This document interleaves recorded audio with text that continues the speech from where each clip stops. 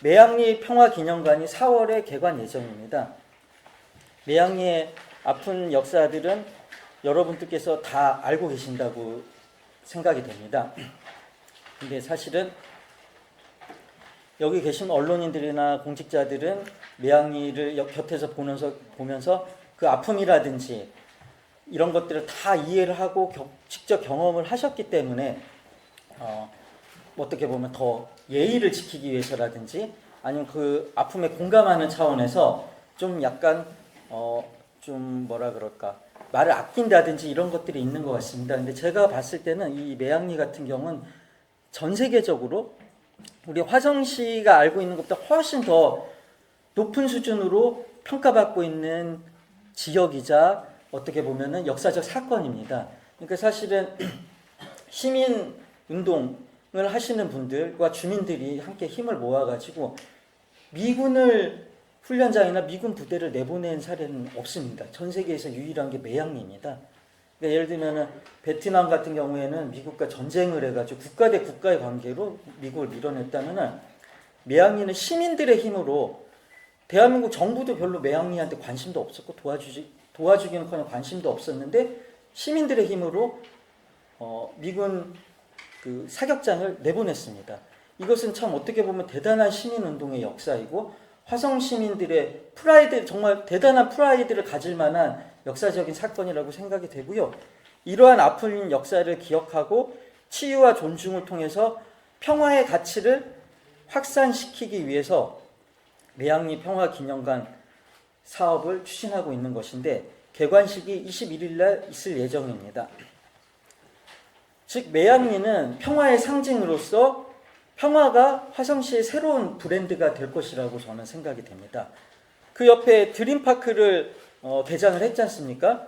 그 드림파크를 보면은 정말 전국 최대 규모의 유소년 야구장이 있잖아요. 거기 보면 리틀 1, 2, 3, 주니어 1, 2, 3 여성하고 뭐 종합 메인 하나에서 8개의 면의 야구장이 있습니다. 대단한 규모의 시설인데요. 여기에 오면 학부모들과 아이들이 야구를 하러 왔다가 그 야구장이 끝나면은 그 바로 옆에 가서 평화기념관을 구경하지 않을 수가 없어요. 그 건물 자체가 마리오 보타가 건축해서 너무너무 아름답습니다. 너무너무 디자인이 눈에 띄는데 안 볼 수가 없죠. 즉 매양리가 미래 세대에 대한 평화의 교육장이 되고 있다는 뜻입니다. 이런 의미에서 매양리가 다시 한번 매양리 주민들과 매양리의 그런 시민운동의 역사를 기록한 우리 화성 시민들께 마음 깊이 존경의 마음을 표하면서 이 내용을 좀 여러분들께 강조를 드리고 싶습니다. 매양리 시설이나 이 개요 같은 것들은 여러분들께서 이 자료를 보시면은 알 수 있으실 거라고 보고요. 궁금하신 거 있으면 이따가 질의응답 시간에 질문해 주시면 감사하겠습니다. 두 번째로는 황금 해안길이 이제 기공식을 예정을 앞두고 있습니다.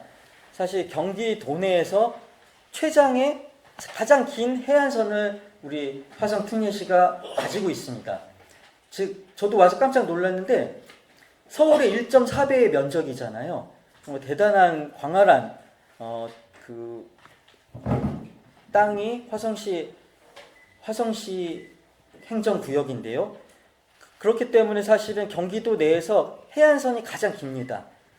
그래서 화성특례시는 이런 체류형 관광객을 유치하고 서부권 지역 경제를 활성화하기 위해서 황금해안길 조성에 착수하면서 29일 궁평 관광지에서 기공식을 할 예정입니다. 근데 이게 지역 경제 활성화와 관광객 유치 그 이상의 의미가 있는 게 이런 겁니다. 코리아 둘레길이라는 게 있잖아요. 그래서 동해안에 해파랑길, 남해안에 남파랑길, 서해안에 서해랑길 이렇게 구성이 돼 있는데 사실 좀 동해안이나 이런 데 비해서 좀 딸리죠. 사실은 서해랑길이요. 근데 사실은 이 해파랑길, 남파랑길, 서해랑길 합쳐가지고 코리아 둘레길이 전체 4,500km로 우리나라 대한민국의 외곽을 전체 코스로 연결한 걷기 걷기 여행길입니다. 근데 사실은 서해안이 거기서 조금 밀리죠. 동해안이 사실 더 경관이 아름답다고 알고 있는데 와서 보니까 사실 서해안의 낙조는 동해안보다 더 아름답다는 생각이 들더라고요. 그래서 이 황금 해안길을 통해서 코리아 둘레길의 핵심 코스로 이 서해안길, 그 중에서 특히 서해안의 화성 특례시 주변의 바다인 황금 해안길이 코리아 둘레길의 핵심 코스가 될 수 있도록 하고자 하는 겁니다. 그렇게 됐을 때는 언젠가는 화성 특례시가 프랑스의 깐느라든지 이탈리아 베네치아, 모로코 같은 국제적인 관광 휴양 도시가 될 수 있을 거라고 믿어집니다. 화성 실크로드라고도 화성 실크로드가 이제 세 가지가 있더라고요. 제비꼬리길하고 당항선길하고 그 중에 하나가 황금 해안길인데 황금 해안길은 16km에서 17km 정도 되고요. 5시간 정도 걸려가지고 반나절 정도 걸으면 맛집도 다니고 이러면서 볼 수 있는 코스입니다. 그래서 제부도에서 시작해가지고 궁평 있는 해변까지 가는데요.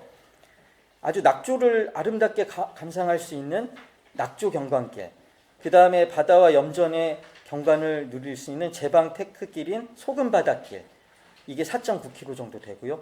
해양관광 데크길인 궁평 관광길이 한 5.1km 정도 됩니다. 이렇게 전체적으로 한 16km 정도 되는 황금 해안길을 통해서 화성시가 관광도시가 될 수 있도록 추진하고 있는 과정에서 기공식을 열게 된다는 것을 말씀드리겠습니다. 그리고요, 서해마루 유스호스텔이 개관합니다. 여기가 이제 궁평항 쪽에 있는 유스호스텔인데 9월에 개관할 예정입니다.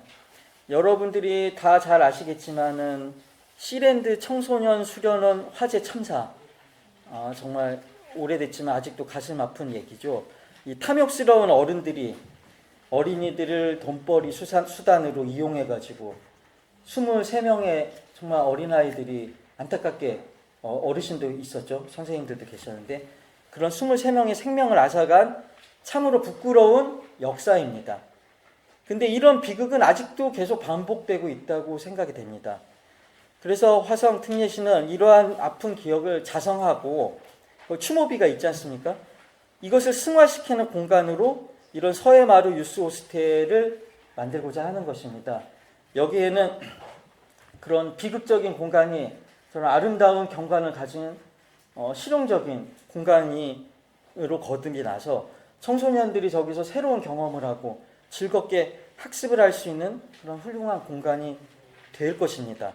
그래서 우리의 공동체 미래를 조금이라도 더 밝게 하고 그런 비극이 되반복되지 않도록 할 수 있는 그런 공간으로 자리매김을 하게 될 것입니다.